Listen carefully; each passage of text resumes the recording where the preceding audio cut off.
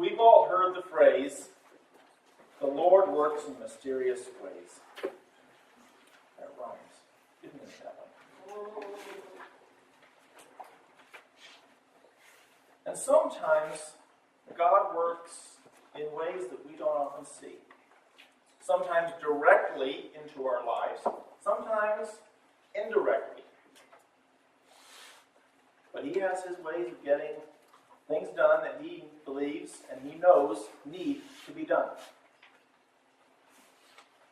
God has a plan. He has an objective.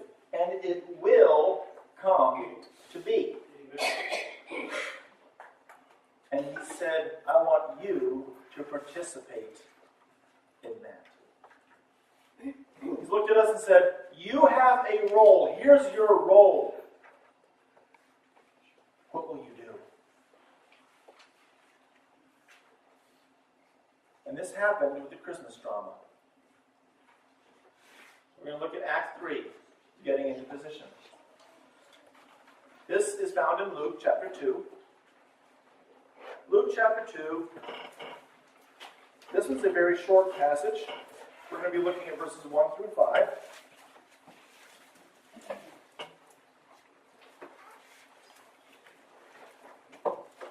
And this is the only place that this is recorded in Scripture. And by the way, this passage is part of the passage that Linus recited in the Peanuts Christmas special. Read a little news article recently about this, about the Peanuts cartoon, and there was a conversation between Charles Schultz and the network, I think it was NBC, but I'm not certain, about whether or not to broadcast this cartoon. There were concerns that in a cartoon format, people will be turned off by a religious monologue. They weren't opposed to the religious aspect, but in the vehicle of a cartoon. They didn't want to lose an audience. And Charles said, no, don't worry about it. It'll work out. Trust me, it'll be fine. So they left it in, and they said, we'll see what happens. And the network played it, thinking people are going to go, oh, Lord, click, change channels. Well, they didn't. They tuned in, they watched it. And that monologue is one of the most famous scenes of the Christmas season. Adored by believers and non-believers alike.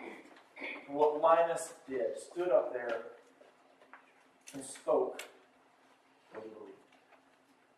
And this passage we're going to look at is part of what he spoke.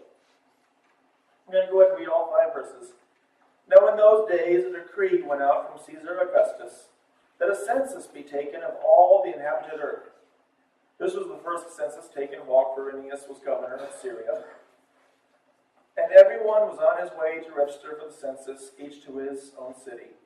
Joseph also went up from Galilee, from the city of Nazareth to Judea, to the city of David, which is called Bethlehem, because he was of the house and family of David, in order to register along with Mary, who was engaged to him and was with child.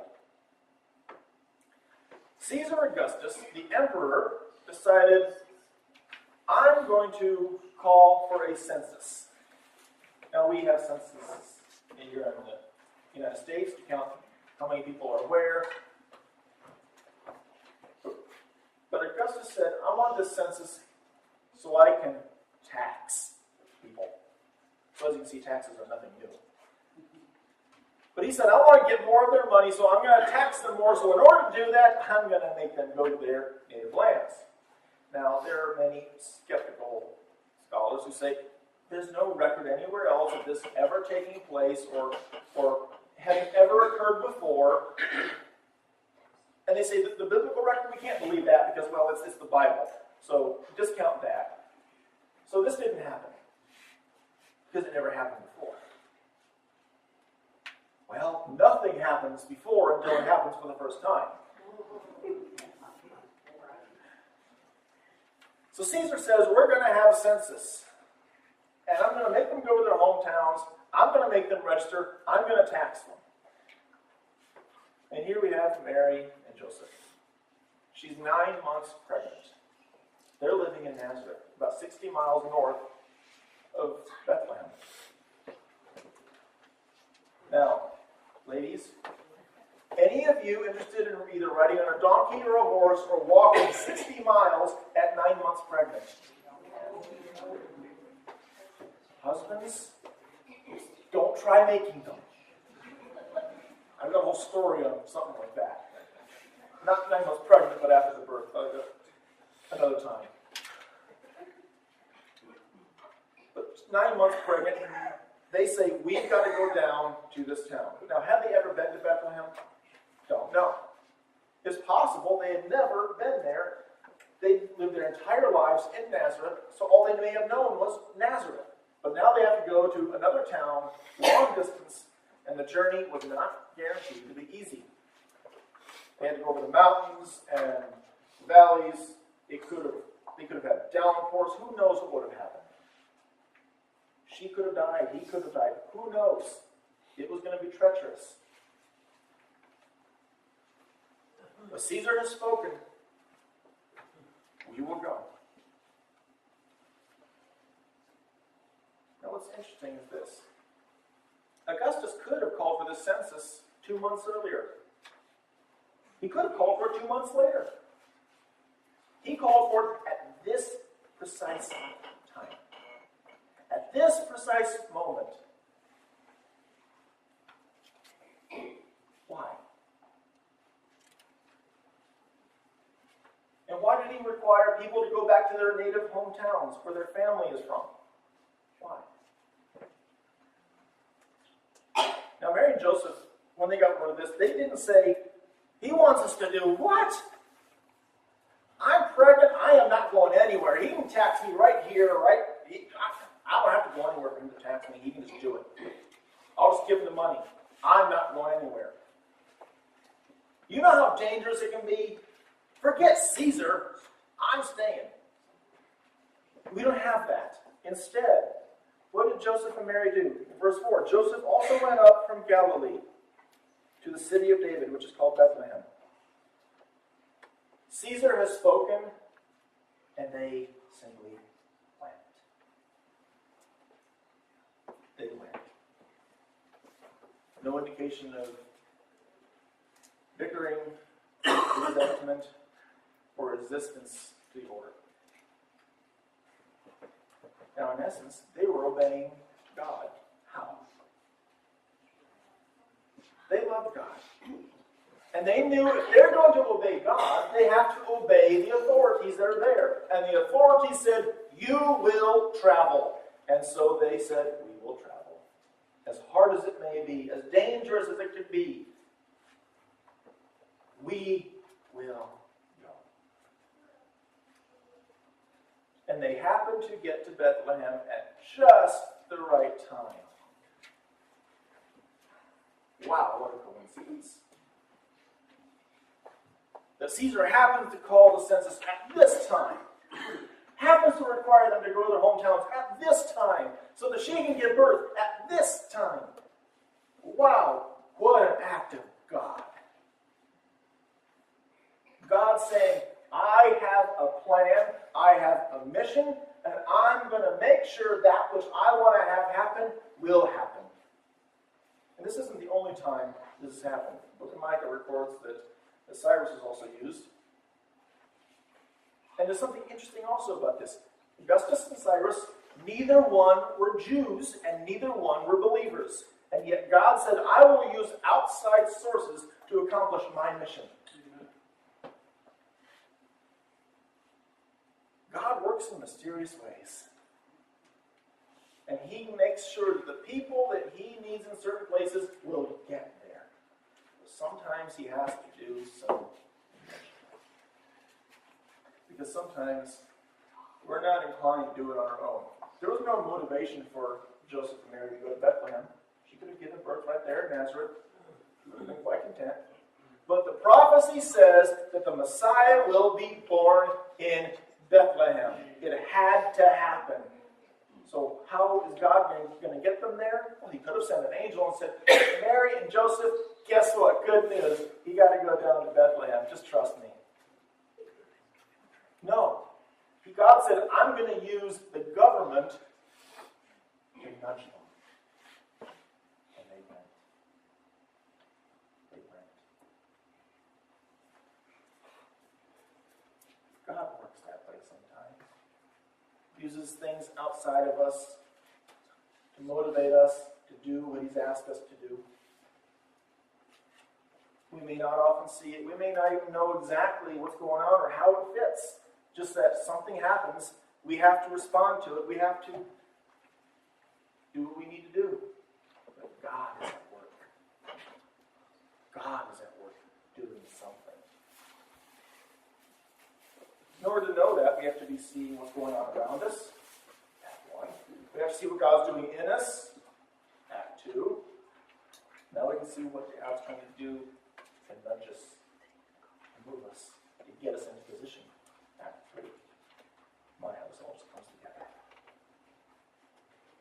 They went, and she was with child, carrying that baby in her womb a long way. What's God doing in your life? What doors has He opened or closed? A few years ago, when I started college, I actually went into college and started off with a mechanical engineering degree. That didn't work out. Got tired of science.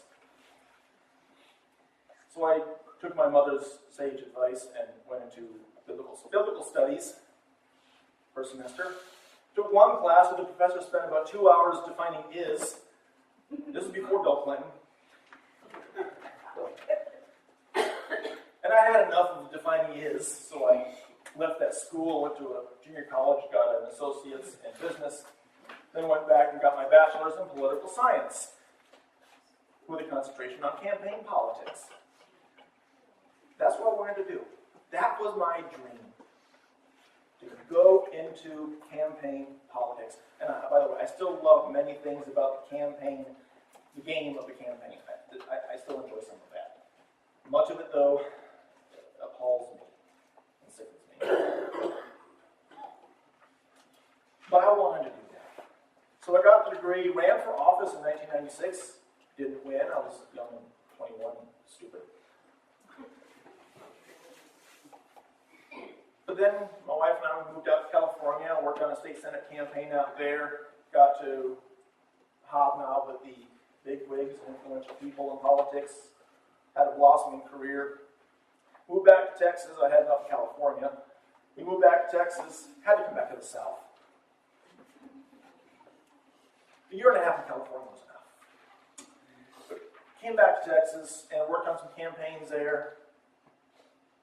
And after the gentleman I was working with, who was expected to barely do anything, won in a landslide, he said, "John, we weren't expected to do anything. It was a landslide. You're fired." But he just, okay. So here I was, primary's over, general election's coming up, I don't have a job. I get my resume out there, I talk to people, I learned of one gentleman running for a state office, I asked to work for him, he says, "John, I can't afford you, you're too qualified." And I said, $50 a month, $50 a month. I wanted to do this was my dream. And he said, "John, I can't afford you." Well, I took that as him just buttering me up, and I talked to him many years later, and knowing him, he meant it exactly that way. I don't believe him, but that was his opinion, as far as my qualifications. But God said, "I have something else in mind."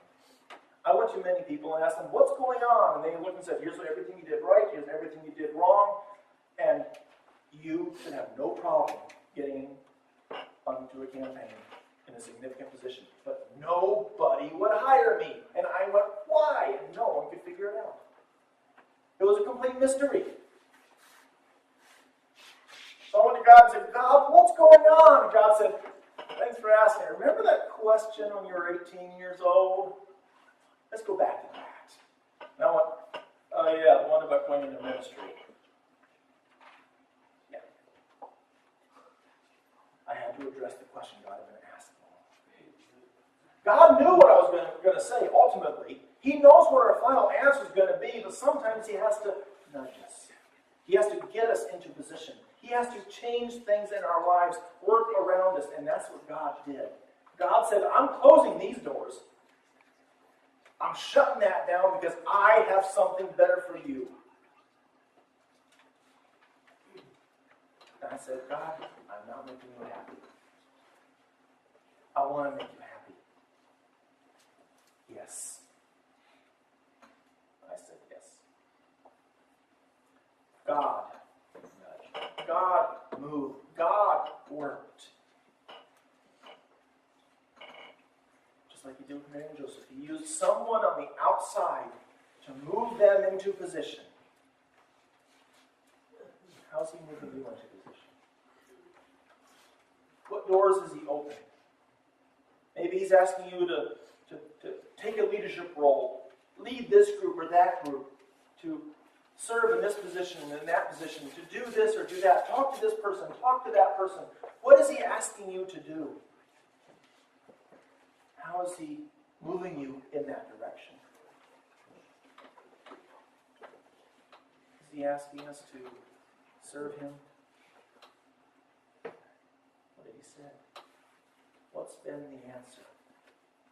He sat back and said, well, it might be hard, God. Yes, it might be. Doing the Lord's work, he never said was going to be easy. He promised it would be joyful, fulfilling. But he never promised it would be easy. It can be very, very difficult. But he says, here's your role. Are you ready to fill it? What doors has he closed? What windows has he opened?